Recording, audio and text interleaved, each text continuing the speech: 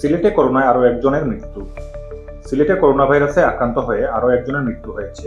মঙ্গলবার দিবাগত রাত 2টার দিকে শহীদ শামসুদ্দিন আহমদ হাসপাতালে চিকিৎসাধীন অবস্থায় তিনি মারা যান। মারা যাওয়া ব্যক্তির বয়স ছিল 80 বছর। তিনি হাসপাতালে আইসিইউতে ভর্তি ছিলেন। হাসপাতালের আবাসিক চিকিৎসা কর্মকর্তা আরএমও ডাক্তার মিজানুর রহমান বিষয়টি নিশ্চিত করেছেন। এর আগে গত 26 জুন বৃহস্পতিবার সন্ধ্যায় একই হাসপাতালে করোনায় আক্রান্ত আরেক ব্যক্তি মারা যান। চলতি মৌসুমে এ নিয়ে সিলেটে করোনায় 2 জনের মৃত্যু হল। এদিকে বুধবার স্বাস্থ্য অধিদপ্তরের সিলেট বিভাগীয় কার্যালয়ে প্রকাশিত প্রতিবেদনে বলা হয়েছে, গত 24 ঘন্টায় 41টি নমুনা পরীক্ষা করে নতুন করে আরেকজনের করোনা শনাক্ত হয়েছে। চলতি বছরে এ নিয়ে বিভাগে মোট আক্রান্তের সংখ্যা দাঁড়িয়েছে 25 জনে। স্বাস্থ্য অধিদপ্তরের তথ্য অনুযায়ী 2025 সালে এখন পর্যন্ত সিলেট বিভাগে মোট 422টি নমুনা পরীক্ষা করা হয়েছে। বর্তমানে 3 জন করোনা আক্রান্ত রোগী শহীদ শামসুদ্দিন আহমদ হাসপাতালে চিকিৎসাধীন রয়েছেন।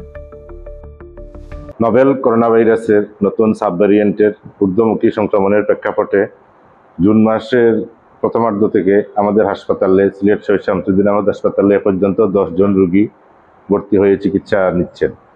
তার ভিতরে 5 জন ছুটি নিয়ে বাড়ি গিয়েছেন, 3 জন বর্তমানে আইসোলেশন ওয়ার্ডে ভর্তি আছেন। আপনারা ইতিমধ্যে জেনেছেন 2 জন রোগী ইতিমধ্যে মৃত্যুবরণ করেছেন। একজন ভর্তি হয়েছিলেন 19 তারিখে এবং মৃত্যুবরণ করেন 26 তারিখ।